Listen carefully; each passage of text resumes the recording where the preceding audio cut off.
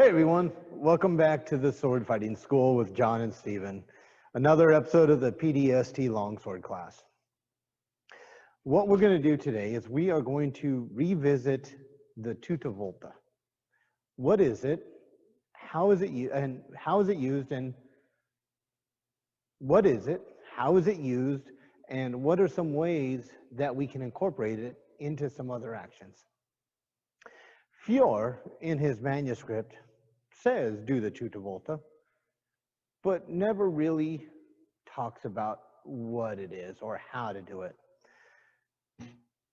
For a long time, Tutta Volta, translated to complete turn or total turn, was taken to represent standing here and doing a complete turn, which, you know, I went with that as well because I thought that's what it was as well until I was talking to somebody I study with, and he looked at me and said, well, that's stupid. Why would you turn your back on the battlefield?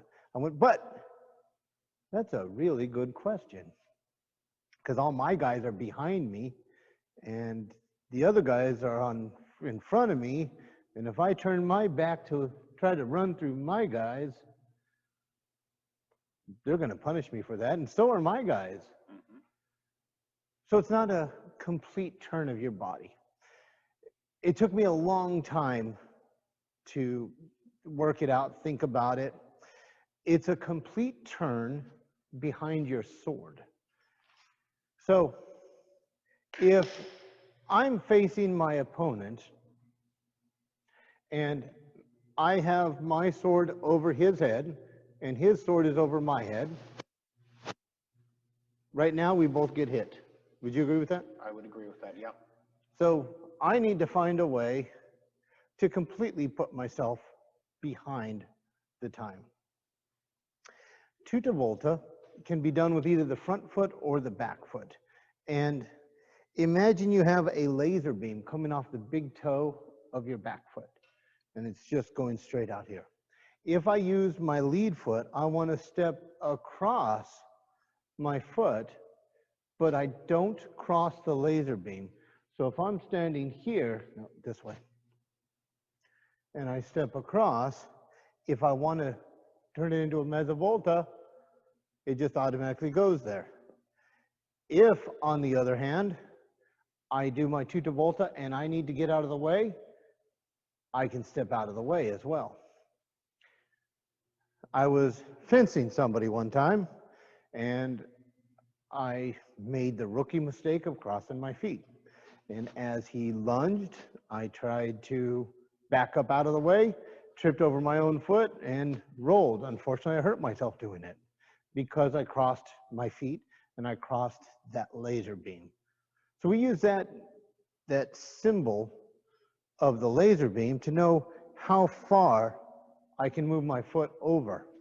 And the further I extend my foot, the further in front of me on my Tutta Volta, the more I can move to the side. If I bring my feet together, do this. Can you just go right there and put your sword on my big toe? So there's our line. If I bring my feet close together, I can only go that far without crossing the laser beam.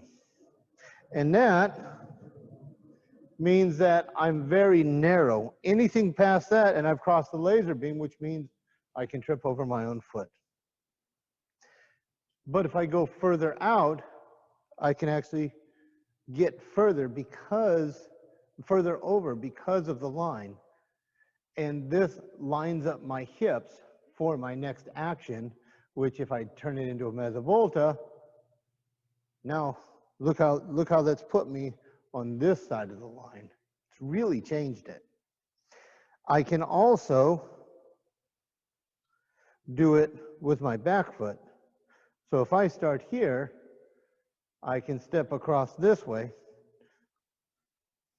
If I do it with my back foot, I can step across this way, and I still haven't crossed my laser beam, so I can step out if I need. If I go any further than that, I've now crossed my laser beam and my foot gets in the way of any next action. The thing to always remember is that if you are in the now, you are too late. You have to be in the and then. So how does that get us completely behind our sword? If I'm facing my opponent and we have our sword over each other's head like this in long guard, if I do a Tutta Volta with my lead foot, it puts me behind my quillins and lets me hit him. Are you okay with that? I am okay with that. Go ahead and slide down. And it takes his sword right outside my body.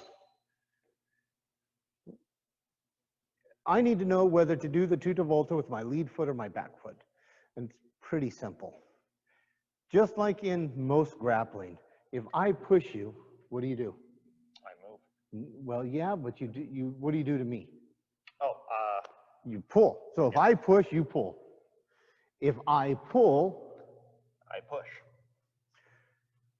The same thing is true with the Tutta Volta. If my opponent is heavy and pushing on me, so he's pushing down on me, if I try to go this way, I actually move around my sword, push hard. And it doesn't do the job. So if he's pushing down on me, I use my back foot. And that gives me go ahead and slide down slow. That gives me the defense I need behind my sword. If he's light and he's not pushing on me, I use my lead foot. And you'll notice in each one of these cases, go ahead and slide down. Oops, you all right? Yep. In each one of these cases, I'm behind my sword, but I'm not off my opponent. A complete turn. And not a complete turn of my body in space, a complete turn of my body around the sword. The Tutta Volta is one of the, I believe, one of the strongest pieces of footwork we have available to us. But what makes it so difficult is that it's small. And the smaller and more refined an action is, the more you need to practice it until you can do it without thinking. So I want to show you just a couple of ways that we can use it. Give me a fendente, please. Yes, sir. Checking distance. Checking measure. Oops, I gotta switch my feet around. Happy? Happy. Okay. Tutta Volta. And that puts me right in line for my strike. You do that again. Mm-hmm. Check measure. Checking measure. Let's do it again. I want them to see what you do it again. So I want to face. I want you guys to see how much he's moving offline. Check measure. That's a pretty, he's completely off my line of attack. So that was a good movement on his side. Let's do that again. Sure. But even with his good step, his properly done mezza volta, go ahead. Happy? Happy. Okay. Better with that timing. He does that. Look how that just goes just outside my shoulder. Now, that was, where was that? That was just barely touching your arm. Yeah, it was touching my shirt more than anything. I was just barely out of my side of my shoulder. Do it again, please. Mm-hmm. Watch this. You're going to hit me. Because now I'm going to do it with an accrescimento of my lead foot.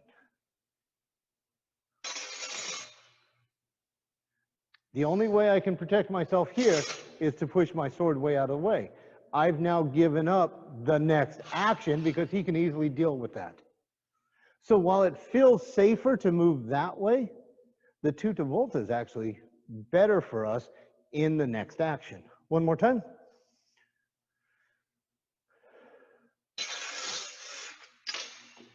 One, two.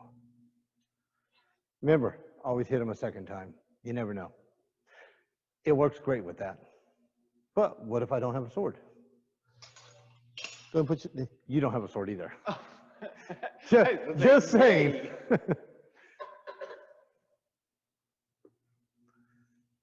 So he punches me. Ooh. Go ahead. No, actually, I want to switch my feet around. I was fighting southpaw. Do it again. Good, nice. Do it again. There's my Tutta Volta. Look at all those lines. Do it again. All right? Got all these things I want to do. If I try to get out of the way, I'm going right into that hand. Give me a 1-2, please. Yes, sir. Sorry, got a little carried away there. But you can see, now I'm going to switch around. Do it again. Now I've also put his arm in the way. Can we switch sides? Check measure. Check measure. Oh, nice. I probably shouldn't step into your checking measure. Note to self. All right, do it again.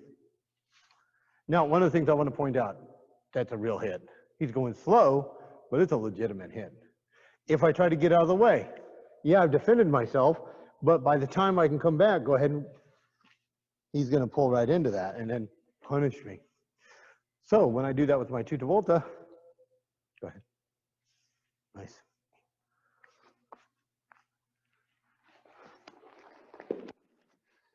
What do you want to do? Because pretzel him. Why not? There you can see how we can use the Tutta Volta when we step on the opponent's sword. You can also see how we could use it unarmed. If, for some reason, I'm completely out of place with my sword, and I've done this in fights, don't train for it. Train for the footwork. It'll help. It'll be there when you need it, but don't train for the action because that's going to get you hurt. When he throws an attack, I'm not going to move because I'm completely in the wrong place, and that's coming in at me. So as I come through, I'm here, I can't do anything, so I'm just going to come through this way to complete my action. I've done it. It works. I think I've done it to you. Twice, actually. Don't train to do that action. Train for good footwork. All right, another one that has worked. I'm in here. No, you're not there. You're down low. You're going to stab me. Okay. And I'm just in the wrong place. There's my Tutta Volta. Do it again. I can use my handle to capture and do all the things I need to do. Let's switch sides, please. Yeah, go ahead and stab me again. I'm not going to move. Great. Go next to me. Yeah, so that's how much of his blade he's sticking into me. It's going to do the job. Yep. Go ahead and do it again. I did a crescimento. Do it again. I still got stabbed. Do it again. No, I didn't. I'm doing a Tutta Volta with my lead foot because he's thrusting me, which all his force is moving in a linear direction, so I don't need much to the side to redirect. But if he's strong, give me a fendente.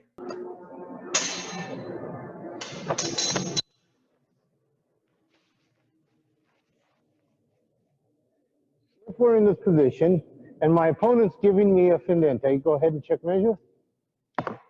Cool.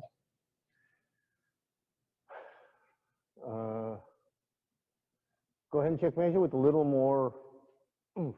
Got it. I still got hit on the shoulder. Did you agree? Yep. Do it again. Same thing, a little bit harder. Not gonna work. Do it again.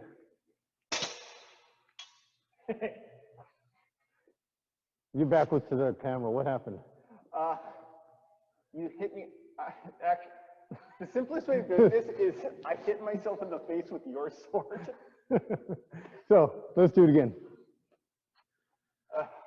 So with a little to it. Got it. Wrong way. I did the wrong way. Do it again. No, hit me. Hit me. Yeah, there it is, right to the arm. Do it again. Yep, good. That's me doing a Tutta Volta with my lead foot when he's coming in with power. Do it again. Oh, I should be a little bit sooner. Do it again. And there he just runs onto my point. One more time, please. Yep. Oh.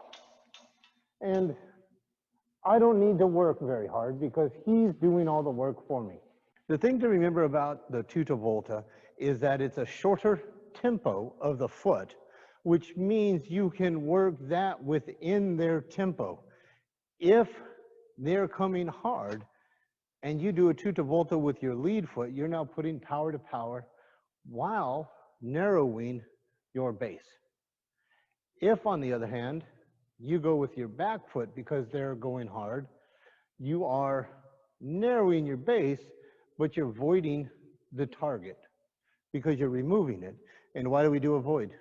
To extend my time or my adversary's time. A void removes the target, but what it really does, where we use it, is that it makes it longer for the opponent to get to the target, which gives you more time to do an action. And if you combine the Tutta Volta with the void, you've got a lot of time to work with. So we've seen the Tutta Volta as a way to step on the opponent's sword. We've seen the Tutta Volta in an unarmed situation. We've seen the Tutta Volta against a straight cut. The last thing I want to show with the Tutta Volta is the way that we can use it to enter the fight. When we're doing the Tutta Volta as a way of entering, we can completely change our angle of attack, but we also use it to break the opponent's structure. Let's mask up and do it again, please. Yes, sir. Ready? Ready. So now I've done my Tutta Volta. I put his sword right over my shoulder, which means my next action just walked right in on a new angle. You okay? Good. Let's switch sides. Come underneath. Now, hold your sword there. My next step, because of my Tutta Volta, brings me to this line. I'm completely off his line with a nice clear target to him. So as soon as I get this, I come up underneath.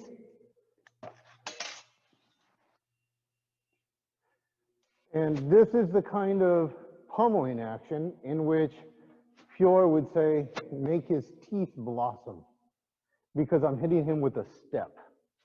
Can we do it one more time? Yes, sir. This is the way, one of the ways that I can see Fjord make his teeth blossom really happen. I'm going to start in open iron door with my right foot forward. Check measure. Check and measure. Happy? Happy. So go slow. I'm going to come to middle iron door, Tutta Volta to woman's guard. Step forward, boom, and just place it right into his face. You all right? Good. We know how you're controlling this slow, but because your whole body's behind that movement, it got so much structure and power behind that. So one more time, like this, then without the step. Got it. Check measure. Check and measure. A little bit more like a thrust there. Oh, that was good. Yep. Go ahead.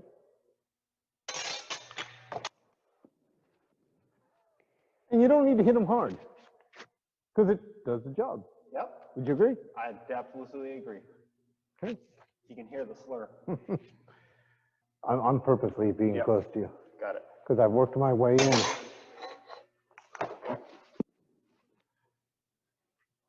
All right? Yeah. Let's do that one more time, please. I'm going to do it differently. Okay.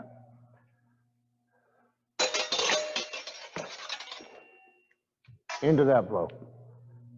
You good? Yep. Can we do it one more time?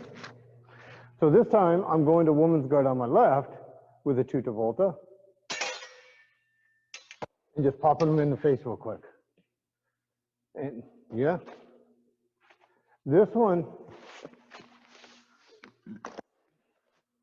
that's not the way Fior says to go into it.